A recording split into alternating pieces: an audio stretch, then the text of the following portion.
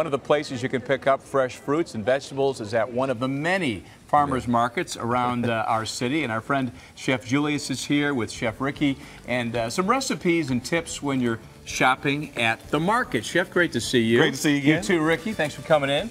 And so what's so big about a market that you can't get, what stuff you can get there you can't get at your regular grocery store? Well, the farmers markets tend to focus on things that truly are seasonal.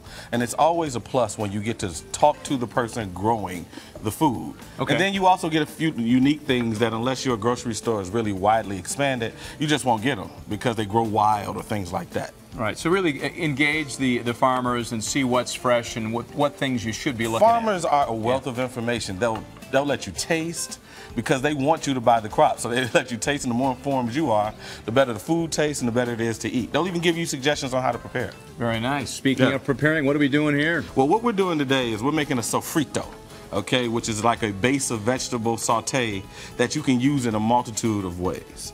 Okay? And what Chef Ricky is doing right now is he's sauteing fennel and shallots and garlic so far. And right now he's about to add ramps. And ramps are one of those crops. This is what you see at the farmers market. They have a very special place here in Chicago. This is the Native Americans in Chicago used to refer to this stinking onion. This is a wild leek, and it was pronounced Chicago. And that's how we got our name. And that's how we got our name. So it has a very special connection. They only grow about 3.5 weeks a year. Really? Yes. So like right now with Chef Week coming up, so many restaurants are going to be adding ramps to dishes and stuff like that. And they're really unique in flavor and great.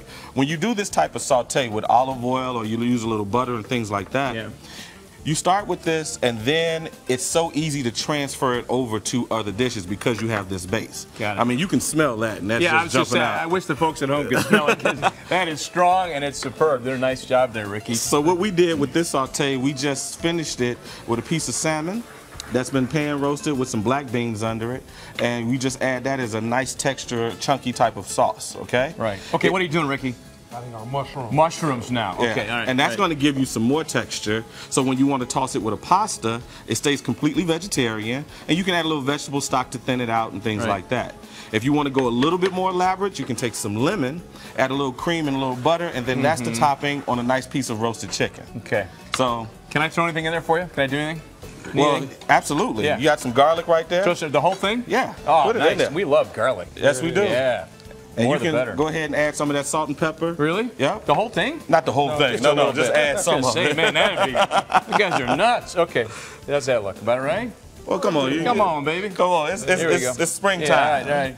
It's springtime. We can hit it pretty hard. Always better go up higher here. Is that right? Oh, yeah. So you want to know what the chef trick about going up high is? You said to even it out, right? I don't know. It just looks cool on TV. That's why most people do it. Right. I've just seen chefs do that. Oh, yeah. They'll tell you that whole thing. It just looks cool on TV. So what other tips do you have? There's so many of these markets that'll be coming up soon for people who are going. What else do you want to remember? Wear comfortable shoes. I cannot stress that enough. The roads are uneven and stuff like that. Also, when you are looking not just for vegetables, for meat, the fact that the farmers there that are raising their own chickens and the cows and stuff like that, no hormones and things like that. So you can taste the difference when they say chicken actually tastes like chicken instead of just water. Yeah. You know what I mean? Like that. I do know what you mean. And you don't have to cover it up with a bunch of sauces. Exactly. You know, and like again, when they tell you how to use the very simple ingredients, you get to taste it raw. You don't have to overdo it, and the meals just taste so much better because you let the vegetables stand out. Great advice. Really appreciate it. So for folks looking for more information about how to maybe even prepare this meal, where do they go? Tale2chefs.com. That's TALEOF and the number 2. Chefs.com. Yeah. And for the information about the farmers market, the city of Chicago and the state of Illinois websites tell you the full list in the different markets and everything. Fabulous. It's a great time to cook in the spring. It really is. Great idea. Chef Ricky, thank you very much. It looks terrific. And I even helped a little bit. There you go. I love that. Chef, great to see you, buddy. As always, Chef Julius, all the best. And we may have to have a bite of that as we go to break.